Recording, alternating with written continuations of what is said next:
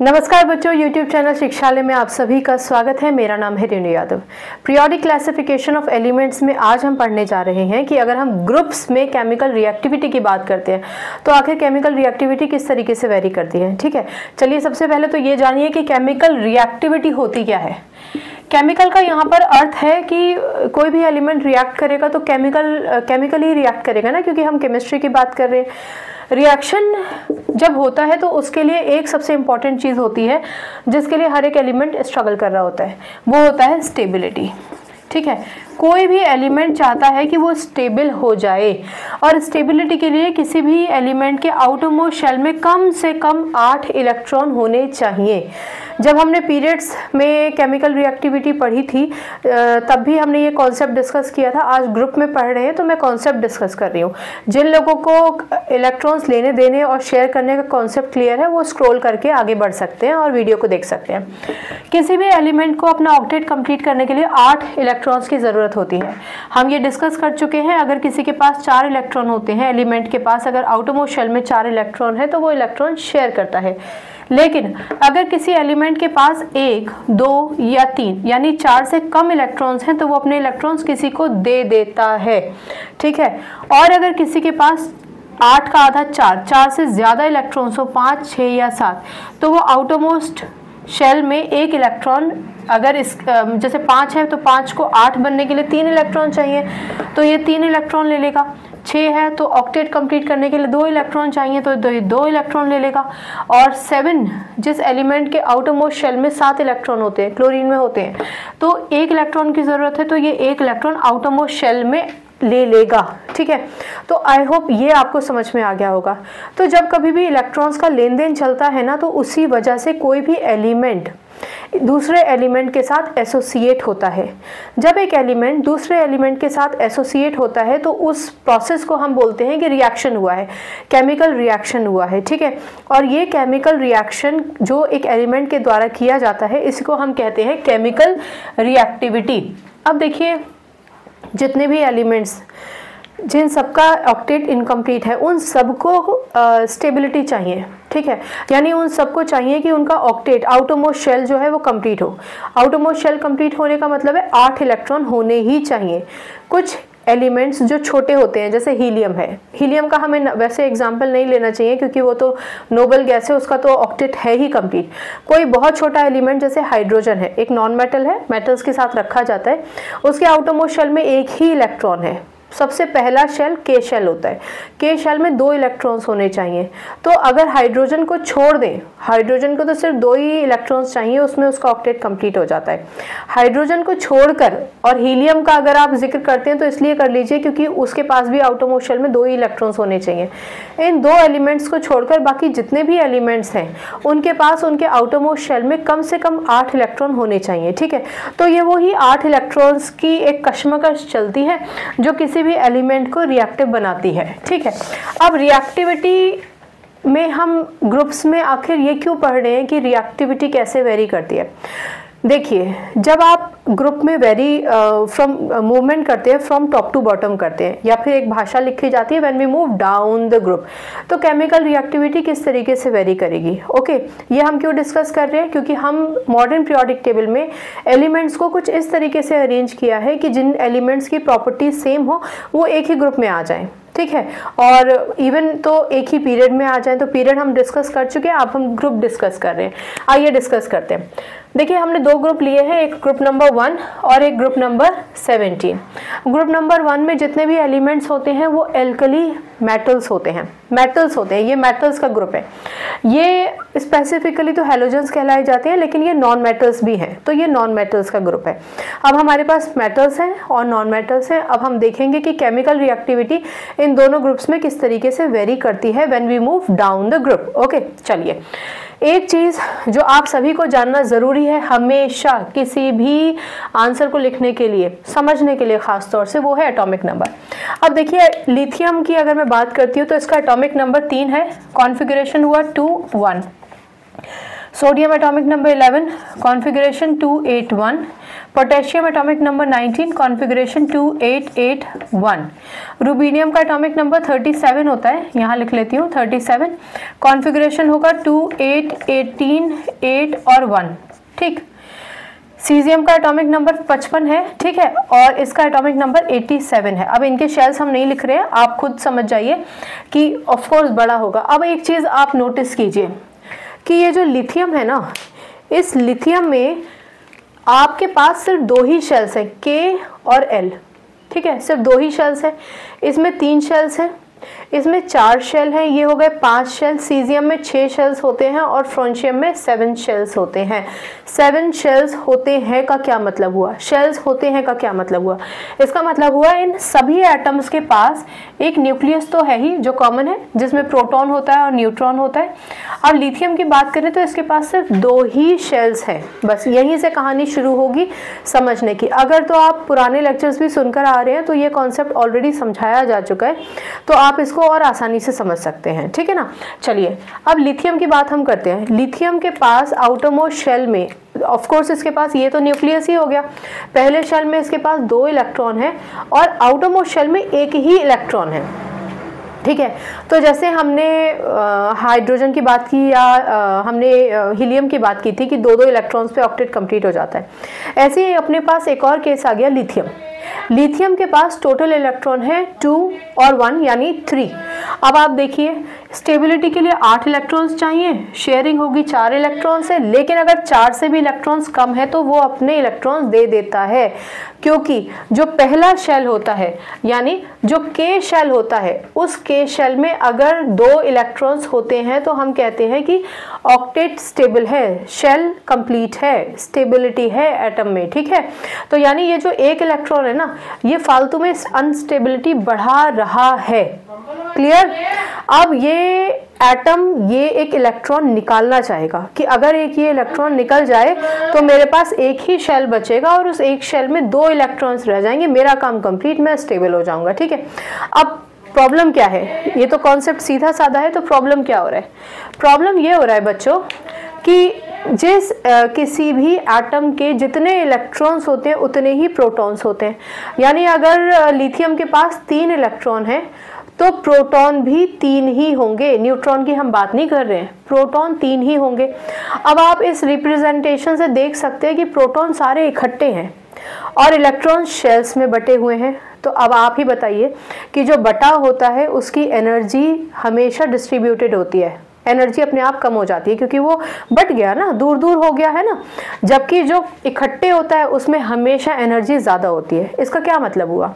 Chemistry में इसका मतलब ये हो गया कि न्यूक्लियस के अंदर जो प्रोटॉन्स हैं जो इकट्ठे हैं, और प्रोटॉन्स होते हैं पॉजिटिव, इलेक्ट्रॉन्स होते हैं नेगेटिव, तो ये प्रोटॉन इन सारे इलेक्ट्रॉन्स को अपनी तरफ खींच के रखता है हमेशा। एक पुल होता है, अट्रैक्शन पुल, अट्रैक्शन तो रहेगा ही, प्रोटॉन पॉजिटिव है इलेक्ट्रॉन नेगेटिव है। अब इसमें प्रॉब्लम क्या हो जाती है कि ये जो आउटर मोस्ट शेल है ना, जिसमें 1 इलेक्ट्रॉन है, जो लिथियम देना चाहता है वो न्यूक्लियस के बहुत करीब है, ठीक है, जिसकी वजह से ये जो प्रोटॉन है न्यूक्लियस के अंदर मौजूद प्रोटॉन, ये आराम से इस इलेक्ट्रॉन को जाने नहीं देगा।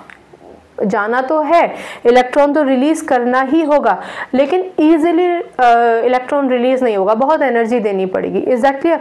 क्योंकि एक इलेक्ट्रॉन ये आसानी से रिलीज नहीं हो पाता है, इसलिए लिथियम बहुत आराम से किसी और एलिमेंट के साथ रिएक्शन नहीं कर पाता है। होता है रिएक्टिव, लेकिन बहुत इजीली नहीं कर पाता। इसलिए हम कहते हैं कि लिथियम जो होता है वो लीस्ट रिएक्टिव है।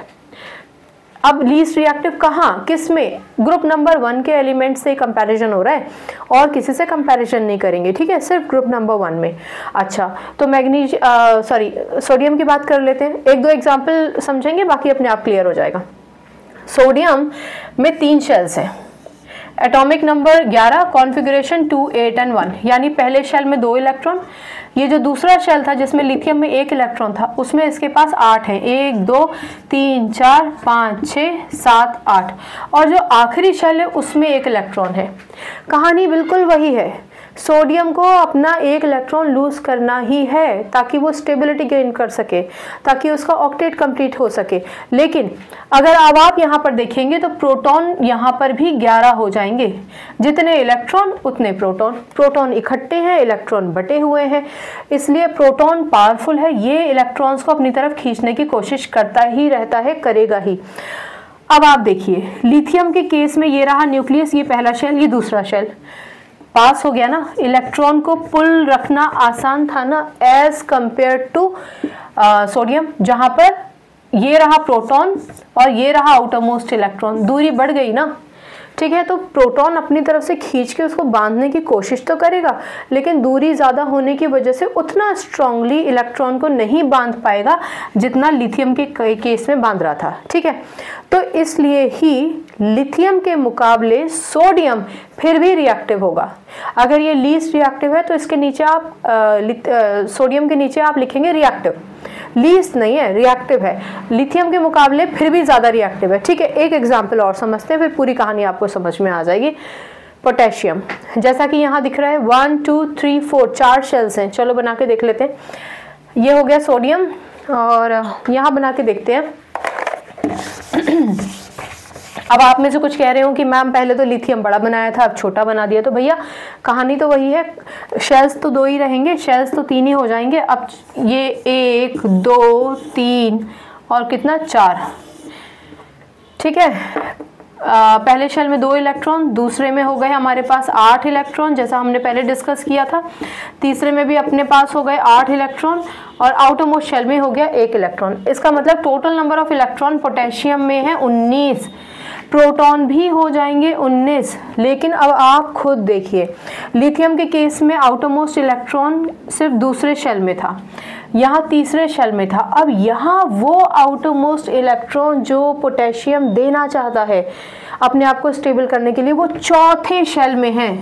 आप देखिए दूरी बढ़ गई ना, जब दूरी बढ़ गई तो न्यूक्लियस में प्रोटॉन का ताकतवर होने के बावजूद, क्योंकि दूरी बहुत ज़्यादा बढ़ गई है, वो इलेक्ट्रॉन को उतना स्ट्रांगली कैप्चर नहीं रख पाएगा या उतना स्ट्रांगली होल्ड उसके ऊपर नहीं रख पाएगा जितना लिथियम के केस में रख रहा था, इवन तो जितना सोडियम के केस में रख रहा था। यहाँ उसकी पावर रहेगी तो, लेकिन लूज रहेगी, ठीक है, कमज़ोर रहेगी। और पावर कमज़ोर होने का मतलब क्या है, देखिए यहाँ प्रोटॉन का अच्छा खासा प्रभाव था इलेक्ट्रॉन पर, इलेक्ट्रॉन रिमूव करना मुश्किल था। यहाँ प्रभाव थोड़ा कम हुआ, इलेक्ट्रॉन लूज करना कंपैरेटिवली आसान हो गया।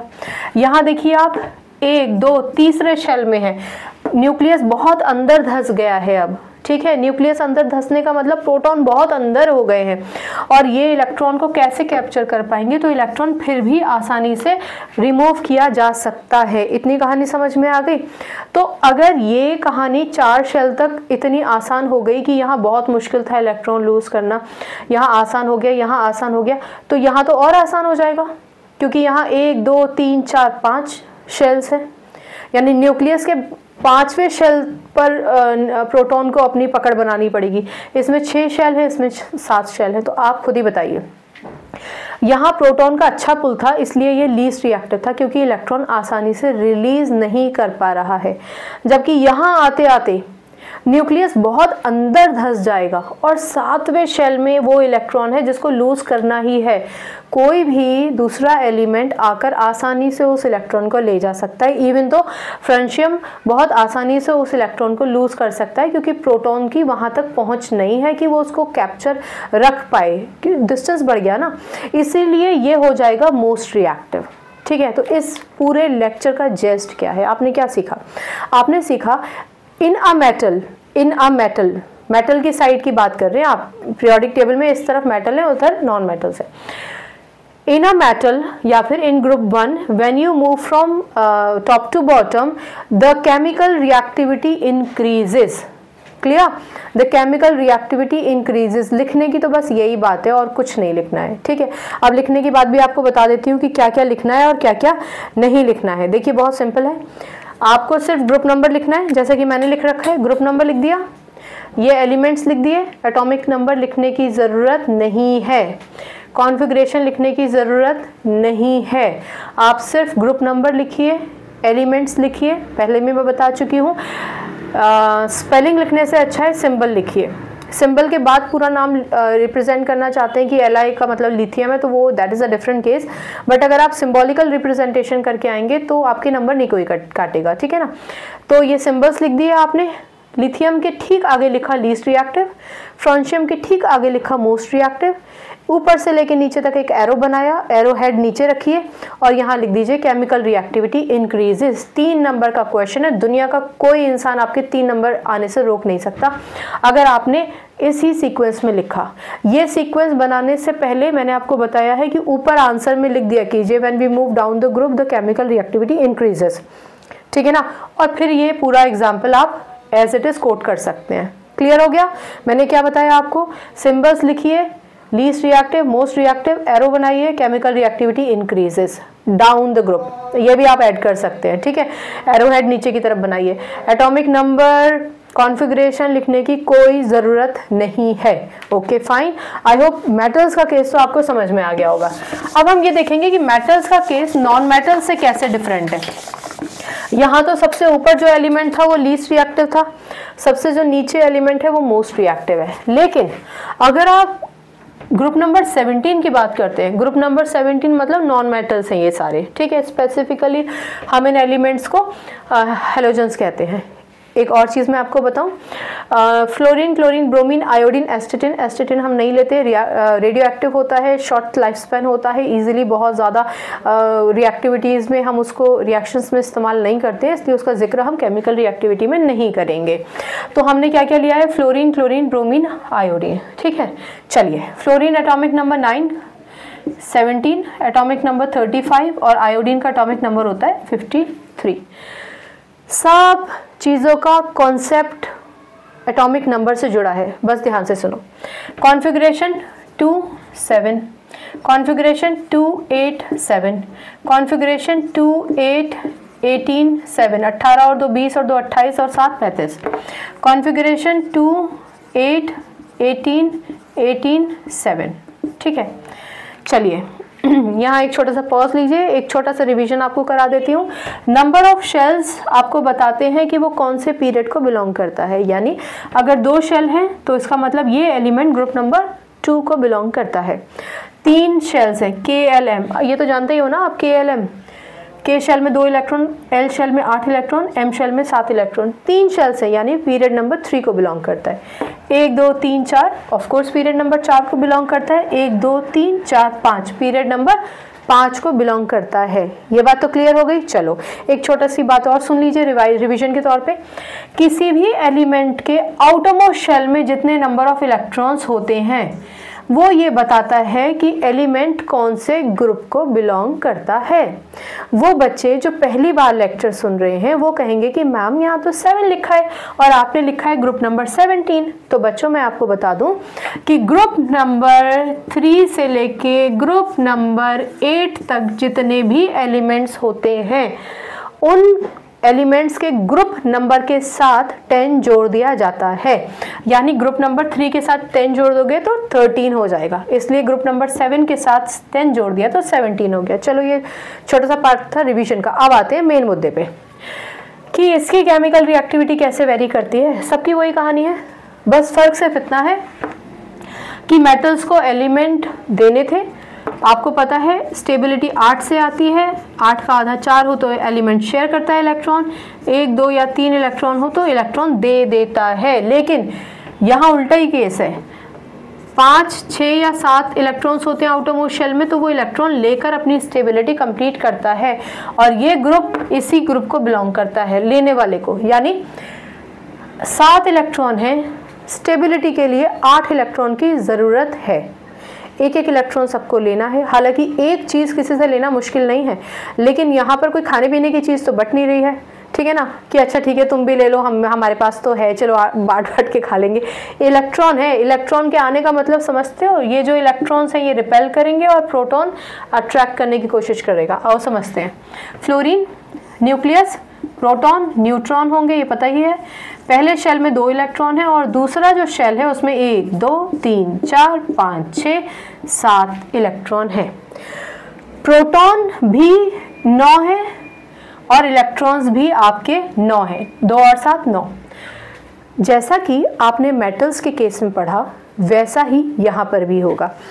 एक इलेक्ट्रॉन इस शेल में जुड़ना है, हालांकि इन इलेक्ट्रॉन्स पर नेगेटिव चार्ज होता है, सब पर ये सब इलेक्ट्रॉन्स हैं नेगेटिव चार्ज होता है और प्रोटॉन्स होते हैं पॉजिटिव चार्ज।